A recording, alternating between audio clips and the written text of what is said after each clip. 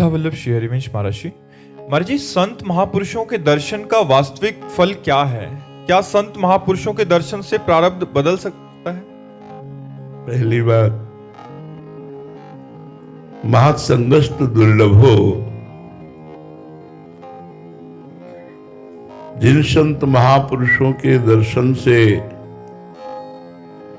चित्त वृत्ति का परिवर्तन होकर भगवदाकार हो जाना है, देवर्षि नारद जी कहते महत्संगस्त दुर्लभ हो। ऐसे महान संतों का दर्शन दुर्लभ है। जब द्रवहि दीन दयालु राघो तो साधु संगति पाइए। जब भगवान जिस जीव पर द्रवित होते हैं, दया करते हैं, प्रसन्न हो जाते हैं, कृपा करते हैं, तब महापुरुषों का संग मिलता है। देखो, वेश धारण करना सहज है, लेकिन वेश का निर्वाह करना बहुत कठिन है। संत वेश धारण होना सहज है, पर साधुता आना बहुत कठिन है। जहां काम नहीं, क्रोध नहीं, लोभ नहीं, कामादिक मद दम्भ न जाके, तात निरंतर बस में ताके। जिसके कोई भी विकार नहीं है, जो सदैव भगवत चिंतन परायण रहता है, जिसकी दृष्टि में भगवान के सिवा अन्य कोई नहीं है, जो महान सहनशील है, जिसके हृदय में करुणा उमड़ती रहती है, जो जिसका चित्त भगवान में आसक्त है, जो भगवान के गुणगान का व्यसन रखता है, जो सदैव भगवान के चिंतन में ही मस्त रहता है, ऐसा भगवत प्रेमी महात्मा मिलना वास्तविक बात है, बड़ा दुर्लभ है। संत वेश में भगवान ही विचरण करते हैं जगत पावन करने के लिए, क्योंकि तस्मिन् तज्जने भेदा भावा। भगवान और भगवान के जन में भेद का अभाव है। ब्रह्मविद ब्रह्मैव भवति। जो ब्रह्म को जान लेता है वो ब्रह्म स्वरूप ही हो जाता है। तो जितने महात्मा हैं ये सब ब्रह्म स्वरूप हैं।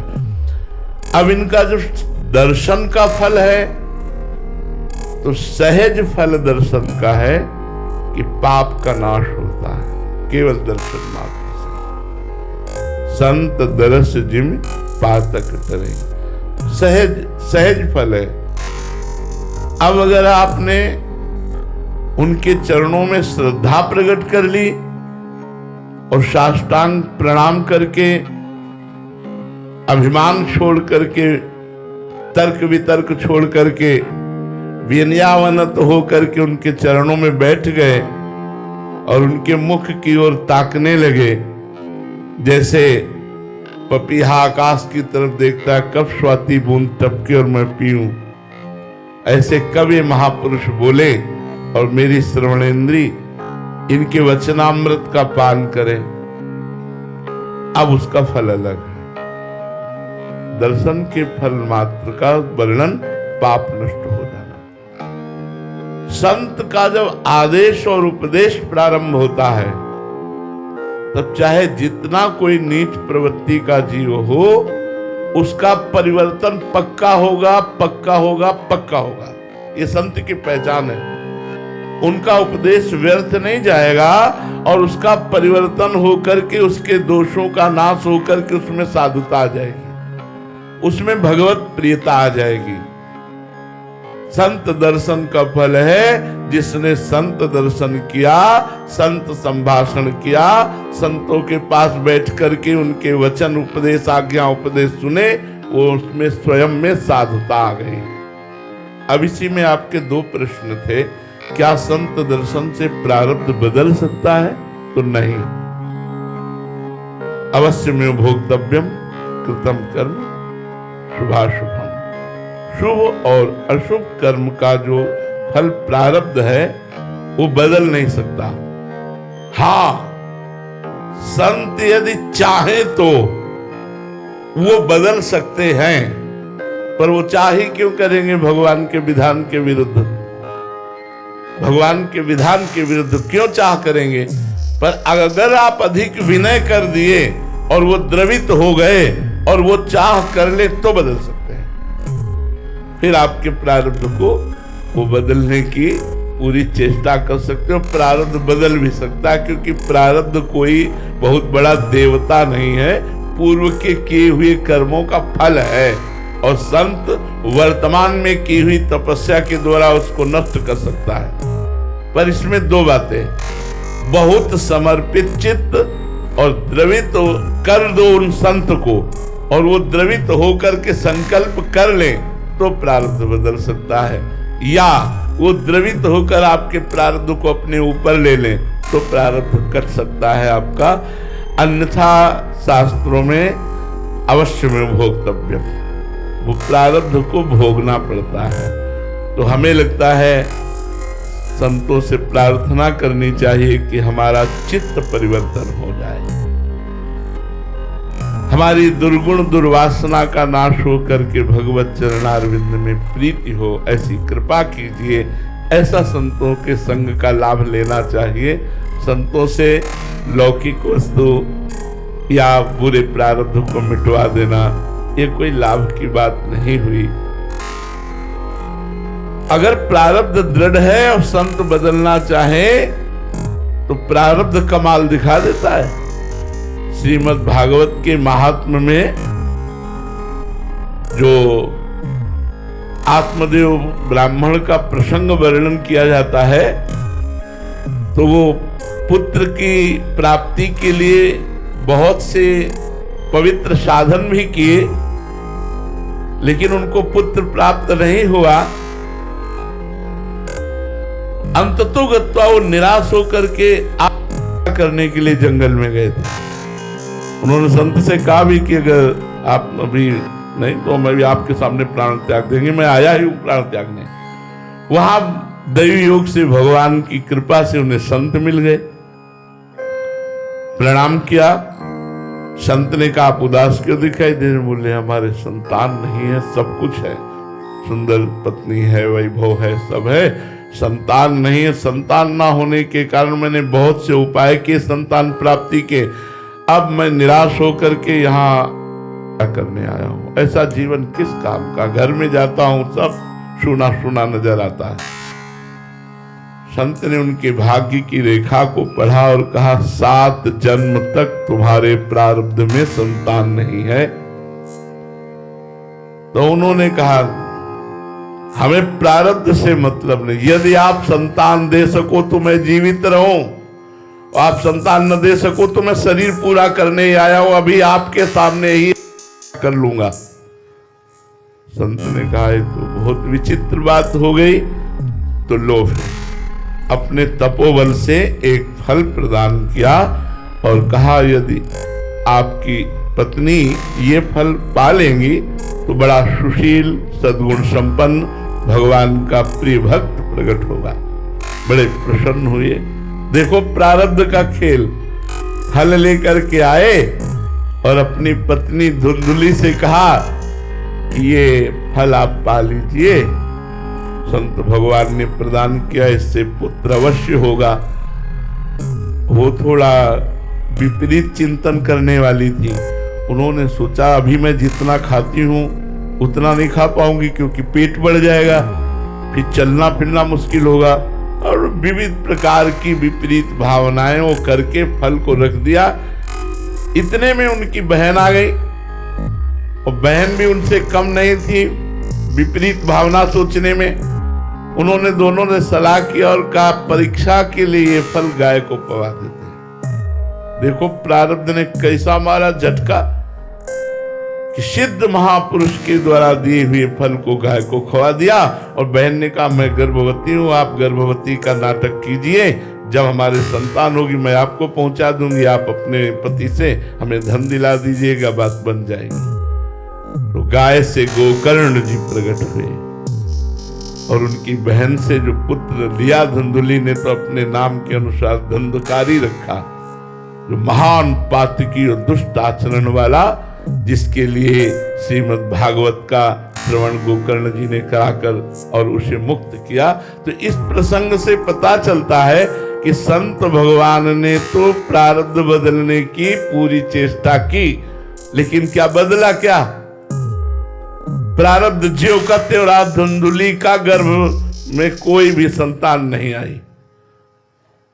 और वो फल गाय को नहीं तो अगर पा लेती तो पक्का पक्का संतान होती, क्योंकि वो संत के द्वारा दिया हुआ फल वो निष्फल नहीं जाता। तो प्रारब्ध अगर प्रबल हुआ तो ऐसा भी हो सकता है कि वो भ्रमित कर दे और संत की आज्ञा का उल्लंघन हो जाए। वो क्या अगर संत चाहें तो हो सकता है, क्योंकि तप में बड़ी ताकत होती है।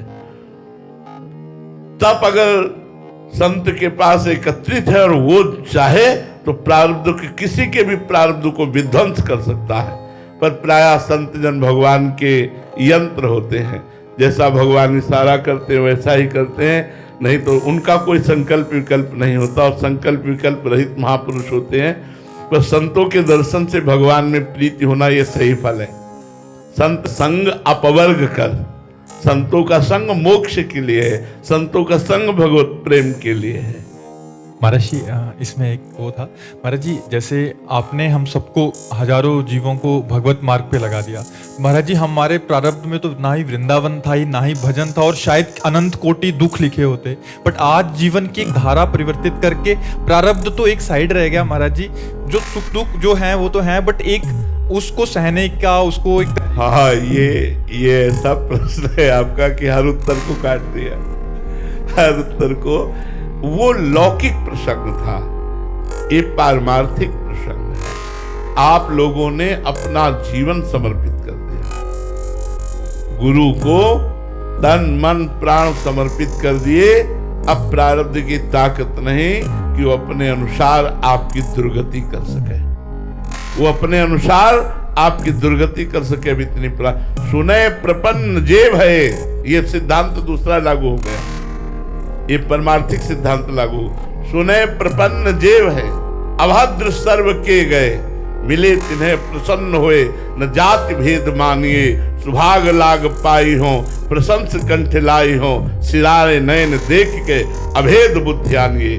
जो ये वो आप बना के छोड़ा, जो ये वही आपको बना के छोड़ा। क्यों? सुने प्रपन्न जे भय, जिन्होंने सुना और सुनकर शरणागत हो गए पूर्ण मन वचन कर्म से। अब ये वृंदावन प्रारब्ध से नहीं मिला, कृपा से मिला। ये वेश प्रारब्ध से नहीं मिला, कृपा से मिला। ये नाम ये मंत्र प्रारब्ध से नहीं मिला, कृपा से मिला। लाडली जो भी कृपा से मिल जाएंगे, इसमें कोई संशय नहीं है। इसमें प्रारब्ध का नहीं, यहाँ प्रारब्ध की धज्जियां उड़ा दी गई, क्योंकि ये सिद्धांत दूसरा। कटे कर्म बंधन संसारी, सुख सागर पूरी तति भारी, विधि निषेध श्रृंखला छुड़ावे, निज आलय बन आन बसावे, आलय बन बसत संग पारस के, आयस कनक समान भयम, मांगो मन मनसी दास अपनी कर, पूरन काम सदा हृदय। कृपा की, समस्त संसारिक कर्म बंधनों को विध्वंस कर दिया और खींच लिया और अपने समीप बुलाया। और समीप बुला करके जैसे पारस के स्पर्श से जंगहा लोहा भी स्वर्ण जैसा चमकने लगता है, स्वर्ण हो जाता है। आलय बन बसत संग पारस के, आयस कनक समान भयम, वृंदावन वास प्राप्त हो गया। और रसिकों के संग से, वो तो पारस तो स्वर्ण करता है, रसिक जन तो रसिक बना देते हैं। ये सिद्धांत अलग हो गया। जो शरणागति का सिद्धांत है ये अलग हो गया। और सार्वजनिक सिद्धांत की जो अभी चर्चा की, उसमें प्रारब्ध बहुत जोर का होता है, लेकिन शरणागति के बाद प्रारब्ध की धज्जियां उड़ जाती है, क्योंकि अब भगवान उसको देखते हैं। भगवान की शरण में हो गया, अब भगवान। कटे कर्म बंधन संसारी, सुख सागर पूरी तति भारी, विधि निषेध श्रृंखला छुड़ावे। भगवान स्वयं गीता जी में कह रहे हैं, अब चेत सुदुराचारो भजते माम अनन्य भाग, साधुरेव समंतव्या सम्यक व्यवसिता ऐसा। चाहे जितना बड़ा दुराचारी रहा हो, अगर वो सम्यक भाव से, अनन्य भाव से, संपूर्ण भाव से मेरी शरण ले लेता है, तो मैं आदेश करता हूं उसे साधु मानो। भगवान कहते हैं उसे मंतव्य मानो, है नहीं। अभी है नहीं, क्योंकि अभी तांगो पांग दुराचार करता रहा है। मैं कहता हूं कि उसे साधु मानो। भगवान आदेश करते, अपिचे सुदुराचारो भजते माम अनन्य भाग साधुर्यो समन्तव्य, सम्यक व्यवस्थिता है सा, क्योंकि उसने सम्यक बुद्धि से निश्चय कर लिया अब मेरा कल्याण केवल भगवान की शरण में होगा।